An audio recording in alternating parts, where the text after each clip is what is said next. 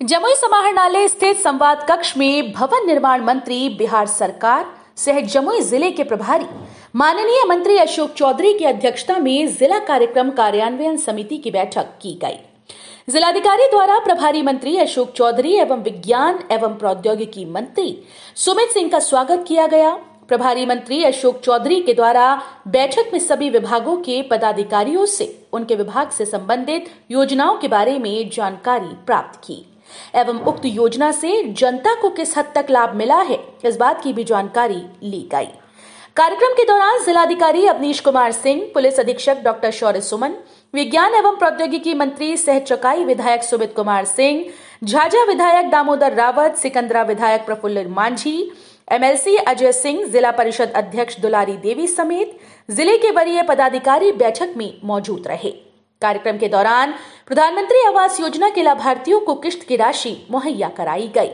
लक्ष्मीपुर प्रखंड के हरला पंचायत के मुखिया कोमल कुमारी को स्वच्छ लोहिया अभियान के तहत ठोस एवं तरल अपशिष्ट प्रबंधन में पंचायत में उत्कृष्ट कार्य करने को लेकर सम्मानित किया गया। मौके पर प्रधानमंत्री आवास योजना के लाभार्थियों को किश्त की राशि की स्वीकृति प्रदान की गई। विद्यालय के छात्र छात्राओं को परीक्षा में बेहतर प्रदर्शन के लिए सम्मानित किया गया। अनुसूचित जाति जनजाति अत्याचार निवारण अधिनियम के तहत कई पीड़ित परिवारों को राहत मुआवजा अनुदान पत्र सौंपा गया।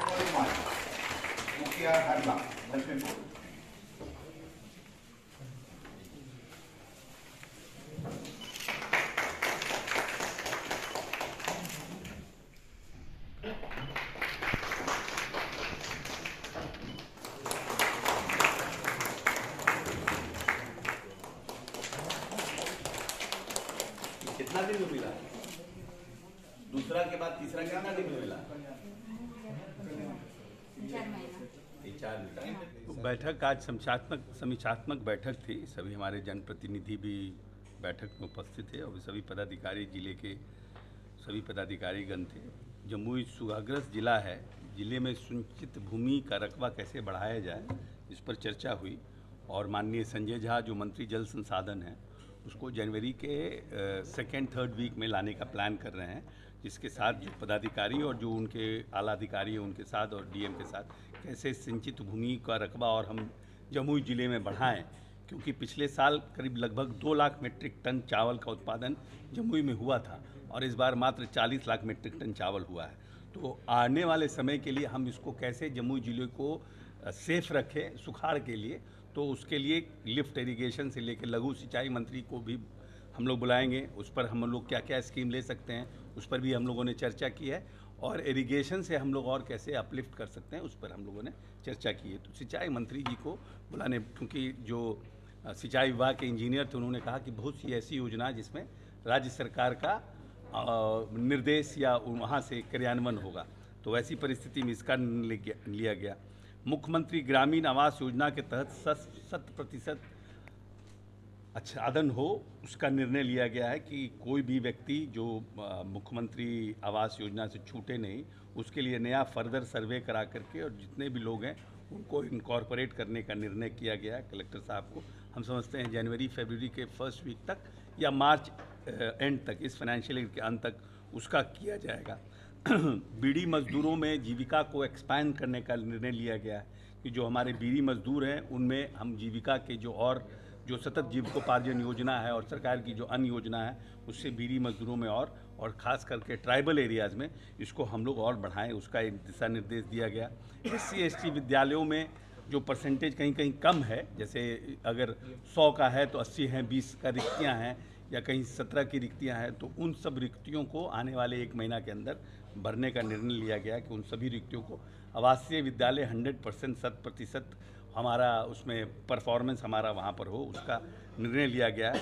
ज़िले में अवैध बालू खनन किसी भी कीमत पर नहीं हो। जो हमारे अवैध लीजी हैं, जो लोग जिनको सरकार को जिन्होंने रेवेन्यू दिया है और जिन्होंने लिया है, उनके अलावा कोई भी व्यक्ति इस ज़िले में अवैध खनन किसी भी हालत में न करे और इसके लिए DTO, माइंस और पुलिस रेगुलर अपना मीटिंग करेगी, अपने कोऑर्डिनेशन में रखेगी और उस तरह से ओवरलोडिंग की जितनी भी गाड़ियां हैं उनको जब्त करने का भी साफ साफ निर्णय दिया गया कि जमुई जिले में किसी भी तरह के अवैध बालू खनन की किसी भी परिस्थिति में ना हो।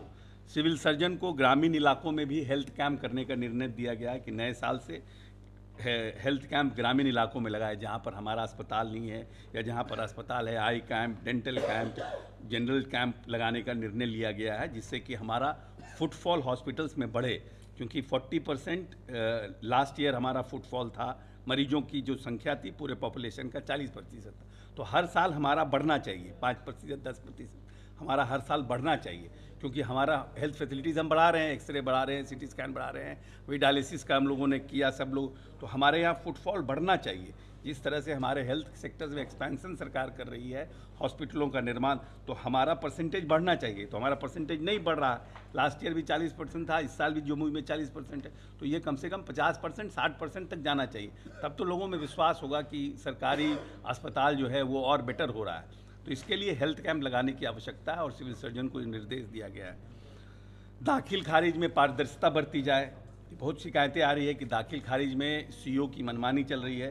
तो आज सीओ के साथ भी बैठक किया गया, सेकंड हाफ में उनको स्पष्ट निर्देश दिया गया है कि जो भी सरकारी जो भवन बनाने हैं उसके लिए ज़मीन की आवश्यकता है, उसको चिन्हित करके जल्द से जल्द सरकार को दें। और उसके अलावा जितने भी दाखिल खारिज में पारदर्शिता है उसको बरता जाए, कम से कम समय में इसका निष्पादन किया जाए। एडीएम साहब को निर्देश गया, डीएम साहब ने भी सभी सीओ को निर्देश दिया है। अब इसका अनुपालन हम लोग नेक्स्ट ईयर में देखते हैं कि किस। जमुई टुडे की खबरों से तुरंत अपडेट रहने के लिए डाउनलोड करें प्ले स्टोर से जमुई टुडे ऐप। अगर आप वीडियो को YouTube पर देख रहे हैं तो प्लीज हमारे चैनल को जरूर सब्सक्राइब कर लें, वीडियो को लाइक कर लें और नोटिफिकेशन बेल को जरूर प्रेस कर लें ताकि लेटेस्ट वीडियो की नोटिफिकेशन आप तक पहुंच सके। इसी के साथ अगर आप हमारे वीडियो को Facebook पेज पर देख रहे हैं तो प्लीज वीडियो को लाइक और शेयर जरूर